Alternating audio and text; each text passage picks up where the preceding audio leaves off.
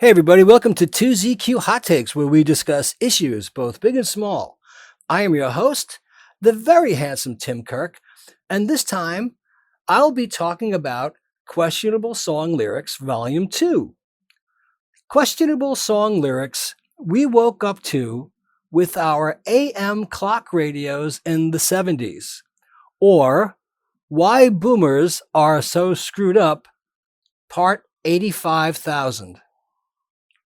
First is Sundown by Gordon Lightfoot. Sundown by Gordon Lightfoot? Who is creeping around your back stair? It's sunlight. That is what is bothering you? And the weird thing is, Sundown is really about a hard, loving relationship that Gordon Lightfoot had with a woman somewhere in Canada. And he's upset because if it is sundown and he hears her coming home, he's going to be angry, which seems a little bit on the misogynistic side, perhaps a little bit domestic violence side. But is it sunlight, or the lack of sunlight, or just because there is no sunlight and you hear her coming around the back stairs, there's going to be an issue? And we woke up to this in the morning thinking this guy was cool. Could you imagine what kind of a downer it is to go to one of his shows, or how much of a downer it was to go to one of his shows?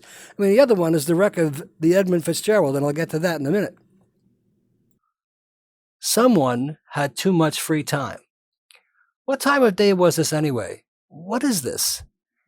Is this what life was like in Canada?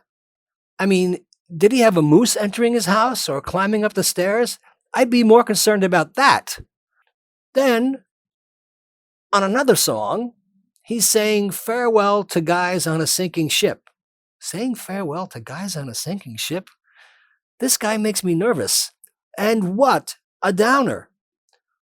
We woke up to this in the morning. Now, just about every Cher song was some weird story that would never take place in real life, but people loved it. And now everyone over 65 becomes angry when they hear, okay, boomer, but boomers were the ones who loved this crap in the first place. And I mean songs like Gypsies, Tramps, and Thieves. And in the 80s, didn't Sir Paul McCartney and Michael Jackson steal the pretext to say from that song? As an aside, I don't know anybody who really believed that Michael Jackson could beat that guy in an arm wrestling contest at all. I mean, back to the song, selling potions in a traveling show, traveling con artists. Elton John did it in your song too. What was all with the selling of the potions thing in the 70s and 80s music? I don't have any idea that this was a concern of people outside of Love Potion number 9. And I only know that because of the American Graffiti soundtrack. And if something smelled like turpentine and looked like India ink, I was going to have to pass. And for me, when you mention all these things about traveling shows and potions and people doing things that were less than honest, or like gypsies, I keep thinking of Maria Uspenskaya and a horse-drawn wooden caravan at a foggy campsite in the woods. I have personally never seen anyone selling any potions in any traveling shows. I have seen people selling ShamWows at street fairs, and I guess that is about as close as I will ever come.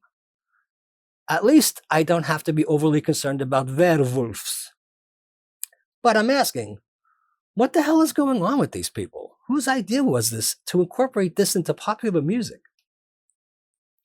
You know, I'm a kid, and I've got a social studies test and math homework I should have done last night, and that I have to turn in by second period.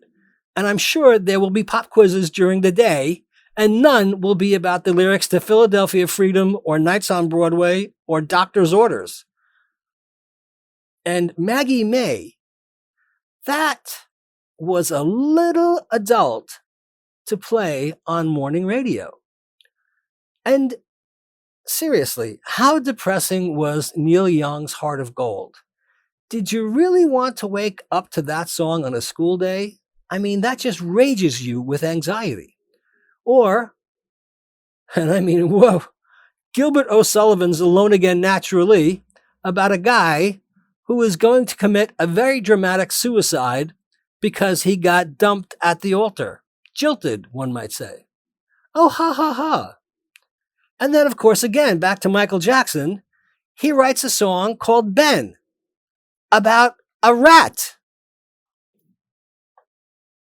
So, a love song about a rat. And while I'm on the subject of Michael Jackson,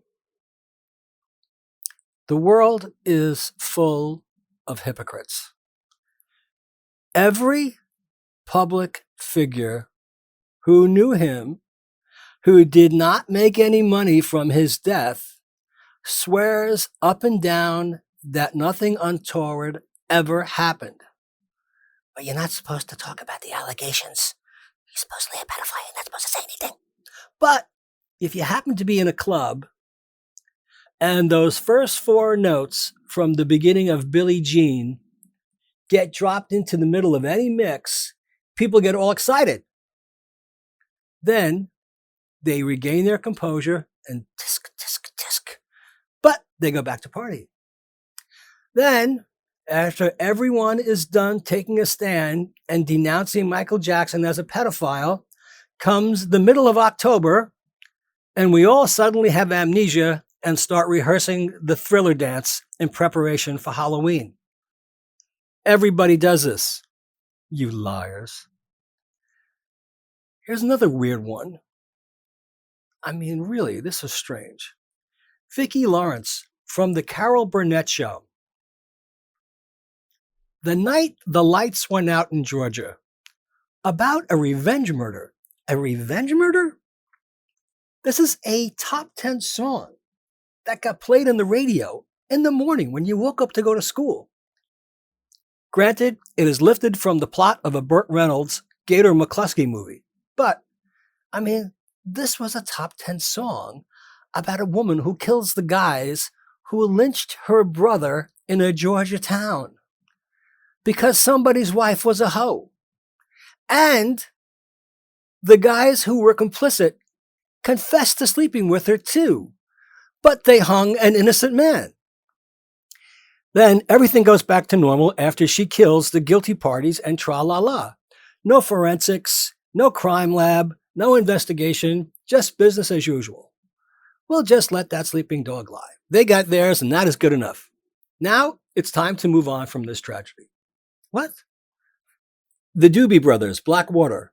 We all know that most people misunderstood I Want to Hear That Funky Dixieland. Listen, when you're between 11 and 13 years old and your mind immediately goes someplace else besides funky, we know. Come on now. Come on. Just like Wild Cherry and Play That Funky Music.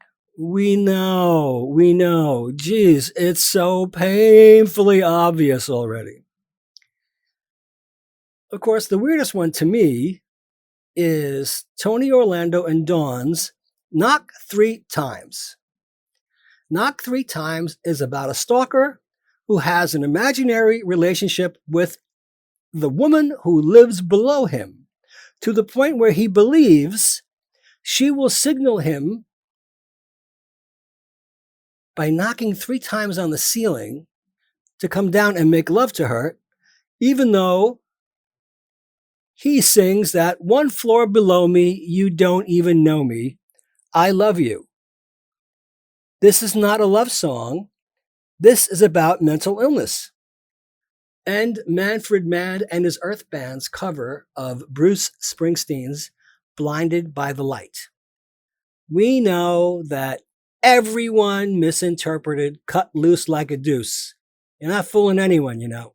Now, another weird one is Ringo Starr's cover of You're 16, which was an oldie. And Ringo was a man who was well over 30 with an obsession over an underage girl just like my Sharona. My Sharona was not even a high school senior. Then, of course, we heard songs like Eric Clapton's cover of I Shot the Sheriff. What's with all this violence? Whatever gets you through the night, it's all right. It's all right. John, come on now. What are you telling people? The night Chicago died, about gang warfare. What the hell are you telling people? Forget kung fu fighting. That was just silly. And all these senior citizens cheer when they hear these lyrics, and I can only think, you're weird people. Thanks for listening. See you next time. And as the kiddies say, peace out.